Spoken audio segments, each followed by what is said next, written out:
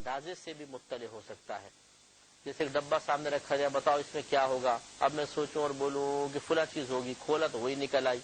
تو یہ ایک اندازہ ہے، یہ غلط بھی ہو سکتا ہے. لیکن انبیاء علیہ السلام اپنے اندازے سے کوئی بات نہیں بولتے، بلکہ اللہ تبارک و تعالیٰ کی طرف سے کسی وحی کے جواب میں یا ان کے قلب میں جو الہام اللہ تبارک و تعالیٰ کی طرف سے کیا جاتا ہے اس کی روشنی میں جو خبر دیتے ہیں بالکل حق اور درست ہوتی ہے. اور اس حدیث سے بھی معلوم ہوا کہ یہود نے یہ بڑے جرأت مند تھے کہ نبیوں کے سامنے یہ جھوٹ بولتے تھے اور بالکل شرم و حیا نہیں تھی. اور پھر نبی کریم صلی اللہ علیہ وسلم کے لیے، ایک نبی کے لیے بکری میں زہر ملانا. لیکن اس میں بھی فاسد ارادہ دیکھیے کہ اگر آپ جھوٹے ہیں تو راحت مل جائے گی اور سچے ہیں تو یہ زہر آپ کو نقصان نہیں دے گا. ہونا ہی چاہیے تھا، یہ کہتے ہیں کہ اگر آپ بالفرض ہم نے اس لیے ملایا کہ اگر آپ جھوٹے ہیں تو نجات مل جائے گی اور سچے ہیں تو زہر آپ کو نقصان نہیں دے گا اور ہم آپ پر ایمان لے آئیں گے. ایمان کا تذکرہ کوئی بھی نہیں ہے. اب جب زہر کے بارے میں پہلے ہی بتا دیا گیا تو بتائیے اور کون سی نبوت کی نشانی چاہیے. اگر زہر کے نقصان نہ پہنچانے کو نبی کریم صلی اللہ علیہ وسلم کے حقیقی نبی ہونے، درست نبی ہونے یا دعوی نبوت میں سچے ہونے کی ایک دلیل بنایا جا رہا ہے تو اس سے زیادہ حیرت انگیز چیز تو یہ ہے کہ ابھی زہر اندر پہنچا نہیں اور اللہ کے نبی خبر دے رہے ہیں. ایک تو تھا کہ زہر اندر پہنچ جاتا، نقصان نہ پہنچاتا، یہ بھی کمال مصطفیٰ صلی اللہ علیہ وسلم ہو سکتا ہے. لیکن یہاں تو کمال در کمال ہے اور کمال پر کمال یہ ہے کہ اس سے پہلے کہ وہ زہر اندر جائے نبی کریم صلی اللہ علیہ وسلم خبر دے رہے ہیں. تو بعض اوقات حقیقت یہی ہے کہ بعض اوقات ایک شخص ہدایت کے تمام تر اسباب حاصل کرنے کے باوجود صرف اپنی باطنی بدبختی کی بنا پر اچھے رہنمائی سے، ہدایت سے محروم ہو جاتا ہے اور ذلیل و رسوا ہوتا ہے. لہذا اتنے عظیم معجزات دیکھنے کے بعد بھی اگر کوئی ایمان لے کر نہیں آیا تو یہ اس کی بہت ہی بڑی محرومی ہے. اللہ تعالی ہمیں تا حیات اس قسم کی محرومیوں سے محفوظ فرمائے. تو اس لیے بعض اوقات ایک شخص کو ہم دیکھ رہے ہوتے ہیں، وہ حق ہے، سچ ہے، اس کی بات قبول نہیں کر رہے ہوتے، ہدایت قبول نہیں کر رہے ہوتے اور اس طرح بے شمار نقصانات کے شکار ہو جاتے. ایسا نہیں ہونا چاہیے. اور پھر آپ ممبر پر تشریف فرما ہو گئے، وصعد علی المنبر، آپ ممبر پر چڑھ گئے، تشریف فرما ہوئے اور ہم کو خطبہ دیا. خطبنا حتی حضرت الظہر، یہاں تک کہ ظہر حاضر ہو گئی، یعنی ظہر کا وقت آ گیا. فجر کے بعد بیٹھے، مسلسل خطبہ دیتے رہے، ظہر آ گئی. فنزل، پھر آپ اترے، فصلی، پھر آپ نے نماز پڑھی یعنی ظہر کی نماز پڑھی. ثم صعد المنبر فخطبنا، پھر آپ ممبر پہ جلوہ افروز ہوئے اور پھر آپ نے ہمیں خطبہ دیا. حتی حضرت العصر، یہاں تک کہ عصر کی نماز آ گئی، وقت آ گیا. ثم نزل فصلی، پھر آپ نیچے تشریف لے آئے، عصر کی نماز ادا فرمائی. ثم صعد المنبر، یہاں پھر آپ ممبر پہ جلوہ افروز ہوئے.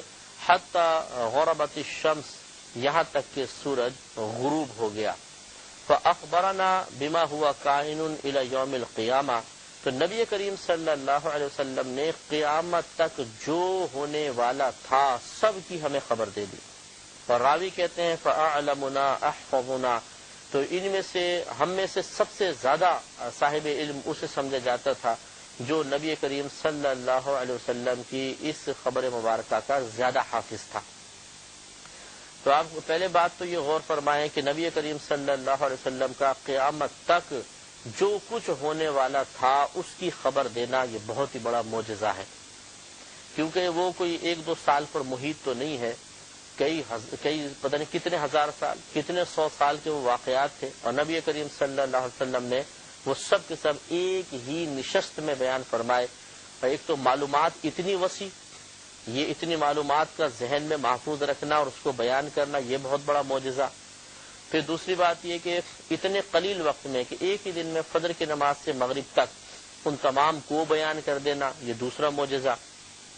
تیسرا، سامنے بیٹھے ہوئے لوگوں کا نہ تھکنا، ملال میں مبتلا نہ ہونا، کیونکہ درمیان میں کھانا نہیں ہے، پانی نہیں پیا، مسلسل بیٹھے ہوئے بیان سن رہے ہیں اور نبی کریم صلی اللہ علیہ وسلم مسلسل بیان فرما رہے ہیں. تو یہ سب کے سب معجزات ہیں اور نبی کریم صلی اللہ علیہ وسلم کی وسعت علمی کی طرف واضح اشارہ ہے، اس کا واضح بیان ہے کہ آپ کو اللہ تبارک و تعالی نے اتنا علم عطا فرمایا تھا کہ قیامت تک جو کچھ ہونے والا تھا سب آپ نے ایک ہی نشست میں بیان فرما دیا۔ اس سے معلوم ہوا کہ ہمارے نبی کریم صلی اللہ علیہ وسلم معاذ اللہ ثم معاذ اللہ کو آنے والے دنوں سے غافل نہیں ہے۔ اس پہ پہلے بھی بحث ہو چکی ہے کہ رحمت کونین صلی اللہ علیہ وسلم کو دیے گئے علوم بتدریج آپ کو حاصل ہوئے ہیں، ایسا نہیں ہے کہ یک بارگی سب کچھ عطا فرما دیا گیا۔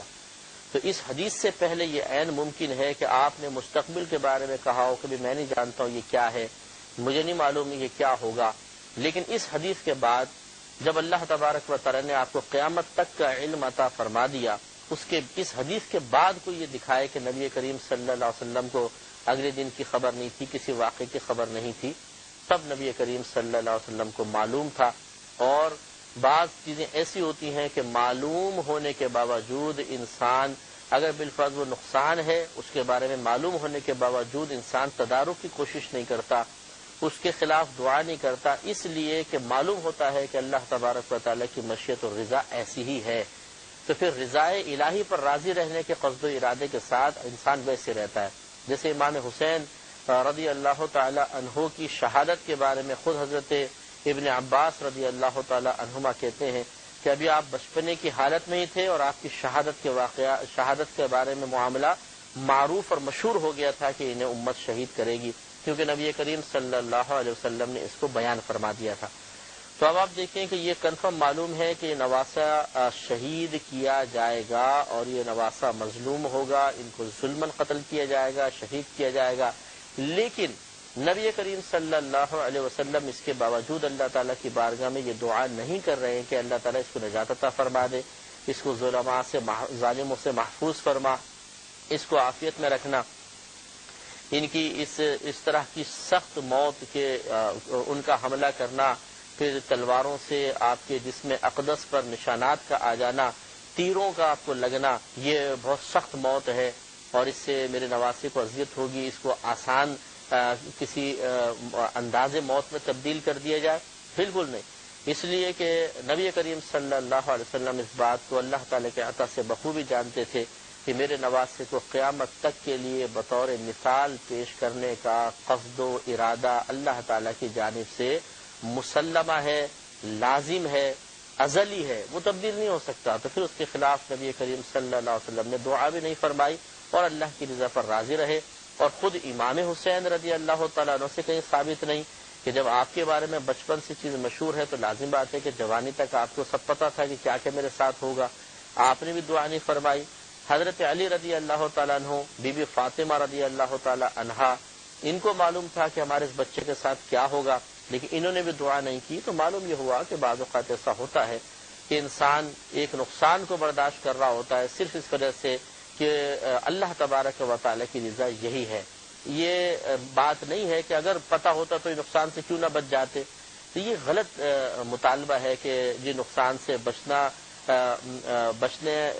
نقصان سے اسی وقت انسان بچے گا جب پہلے معلوم اور نہیں بچا تو معلوم نہ ہونے کی دلیل بنا لی جائے، ایسا نہیں ہے۔ انشاءاللہ دیگر معجزات نیکسٹ پروگرام میں عرض کیے جائیں گے۔ وآخر دعوانا ان الحمدللہ رب العالمین۔